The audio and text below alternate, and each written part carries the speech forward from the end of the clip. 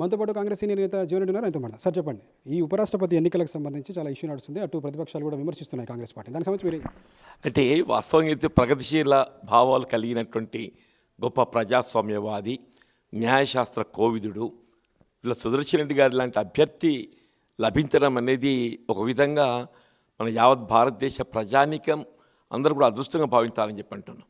ఆయన ఒక రాజకీయ పార్టీకి అనుబంధంగా కాకుండా ఇవాళ ఆయన ఒక మేధావిగా ఆయన ఇవాళ మనకు అభ్యర్థిగా ముందుకు రావడం జరిగింది.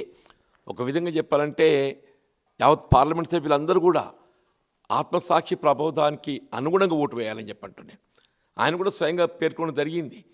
ఆయన ఏ పార్టీకి అనుబంధంగా లేను, నాకు రాజకీయాల పట్ల ఆసక్తి ఉన్నది అన్నట్టు ఒక అభిప్రాయం వ్యక్తం చేసినటువంటి ముఖ్యంగా ఇప్పుడే మిత్రులు గౌరవ మంత్రివర్గులు వెంకరెడ్డి గారు పేర్కొన్నట్టు గొప్ప తెలంగాణ ఉద్యమకారుడు, తెలంగాణ వాది అని చెప్పంటూ నేను అటువంటి అభ్యర్థి లభించాలని అదృష్టంగా భావించాలి. కానీ మేము యూరియా ఇచ్చిన పార్టీకి ఓటేస్తాం అంటే బేసిక్గా యూరియా ఎవరి ఇవ్వాలన్న సంగతి నీకు తెలియదా? ఇలా రాష్ట్రంలో యూరియా షార్టేజ్ ఏర్పడుతుందని చెప్పంటే దానికి ఎవరు బాధ్యులు తెలియదా? యూరియా అనేది ఏదైతే కేంద్ర ప్రభుత్వం అలకేట్ చేయడం జరుగుతుంది. ఇవాళ స్వయంగా రామచంద్రరావు గారు నిన్న ఆయన పేర్కొన్న పత్రికా విలేకరుల సమావేశంలో 8 లక్షల మెట్రిక్ టన్నులు రిక్వైర్మెంట్ ఉంటే అలకేట్ చేసింది 5 లక్షల మెట్రిక్ టన్నులు అని చెప్పని స్వయంగా బీజేపీ రాష్ట్ర అధ్యక్షుడు రామచంద్రరావు గారు పేర్కొన్నారని చెప్పంటున్నా. నువ్వు అది కూడా గమనించి కూడా యూరియా ఇచ్చిన కొట్టేస్తా అని చెప్పానంటే దాన్ని బట్టి మీ ఆలోచన విధానం ఏ విధంగా ఉన్నది తెలిసి వస్తుందని చెప్పంటున్నాను. పార్టీ డర్టీ పార్టీ అని చెప్తున్నాడు కేటీఆర్. ఏది గట్టి పార్టీ? Dirty party. అరే నా తెలంగాణ ఇచ్చే పార్టీ డర్టీ పార్టీ అనే ముందుగా మీ నాయన అడిగిరా అసలు కాంగ్రెస్ పార్టీ సంగతి ఏంది అనేది ముందుగా మీ నాయనని అడిగిరా అని చెప్పి అంటారు. కేసీఆర్ గారిని అడిగిరా చెప్తాడు కాంగ్రెస్ పార్టీ యొక్క గొప్పతనం ఏంటి అనేది. ఇలా రాజకీయ విలువలతో కూడుకున్న ఒక పార్టీ కాంగ్రెస్ పార్టీ.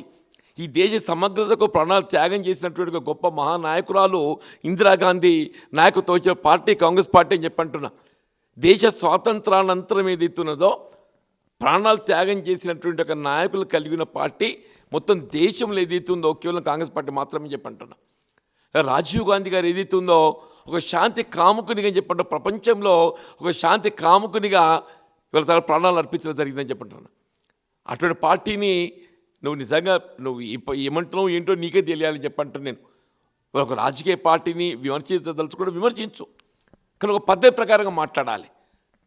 ఇవాళ ఏ తెలంగాణ ఇచ్చినటువంటి ఒక నాయకులు సోనియా గాంధీ గారు దేవత అని చెప్పని యావత్ తెలంగాణ ప్రజానీకం గౌరవిస్తుంటారు. అటువంటి పార్టీని పట్టుకొని నువ్వు మాట్లాడటం తీవ్రంగా ఖండిస్తున్నావు చెప్పండి. పర్టికులర్గా మీ పార్టీ విషయంలో అంటే మీ ఎంచుకున్నటువంటి క్యాండిడేట్ విషయంలో బీజేపీ కూడా బీసీ కాకుండా ఎందుకు ఈ క్యాండిడేట్ సెలెక్ట్ చేసుకోవాల్సి వచ్చిందని ఇది నార్త్కి వచ్చిన బీసీ ఓసీ బేసిక్గా సుదర్శన్ రెడ్డి గారు ఏదైతుందో ప్రగతిశీల భావాలు కలిగి ఉన్నటువంటి వ్యక్తి. మనకేం కావాలి? ఇలా వైస్ ప్రెసిడెంట్ ఆఫ్ ఇండియా అని చెప్పారంటే రాజ్యసభలో అంటే ఇవాళ అధ్యక్షుడిగా బాధ్యత నిర్వర్తించడంతో పాటుగా ఒక ఇంటలెక్చువల్ పర్సనాలిటీ అని చెప్పంటారు. ఒక ఇంటలెక్చువల్ పర్సనాలిటీ అటు ఒక పర్సనాలిటీని ఒక కులంతో పోల్చి చూడటం అనేది ఇది మనం ఎవరం కూడా హర్షించమని చెప్పంటాను నేను. ఇవాళ సుదర్శన్ రెడ్డి గారిని కులంతో ముడిపెట్టకూడదు. ఇవాళ ఏ దళితులే కానీ బలహీన వర్గాలే కానీ ఎవరే కానీ ఏం కోరుకుంటాం? ప్రగతిశీల భావాలు కలిగి ఉండాలని చెప్పని కోరుకుంటాం.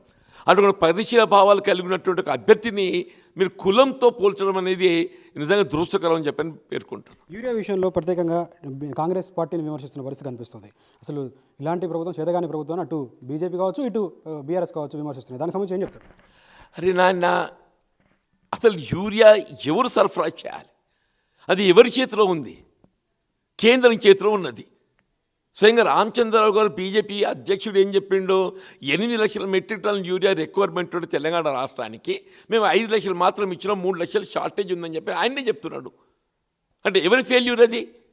వీళ్ళ రాష్ట్ర ప్రభుత్వం గౌరవ ముఖ్యమంత్రి గారే కానీ సంబంధిత శాఖ మంత్రి కానీ యావత్ క్యాబినెట్ ఎప్పటికప్పుడు ఏదైతుందో ప్రభుత్వంపై ఒత్తిడి ఇవ్వడం. నేను ఆగమన్న 4 రోజులు ఏదైతుందో పార్లమెంట్ స్తంభింపజేసిన పార్లమెంట్ సభ్యులు స్వయంగా అఖిల భారత కాంగ్రెస్ ప్రధాన కార్యదర్శి ప్రియాంక గాంధీ గారు కూడా ఏదైతుందో మరి ఉద్యమించడం జరిగింది.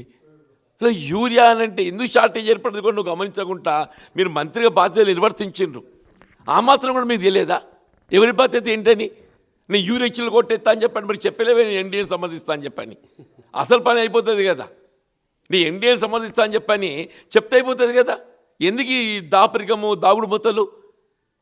ఇవాళ మీరు ఎవరు ఇచ్చిన పార్టీకి నేను ఓటేస్తా అని చెప్పని ఒక అభ్యర్థిని చెత్త పార్టీ, ఆ చెత్త అభ్యర్థి, ఒక రాజకీయ పార్టీ చెత్త పార్టీ అంటే నువ్వు ముందే లేబుల్ చేస్తున్నావు, అంటే అభిప్రాయం చెప్పగానే చెప్తున్నాను.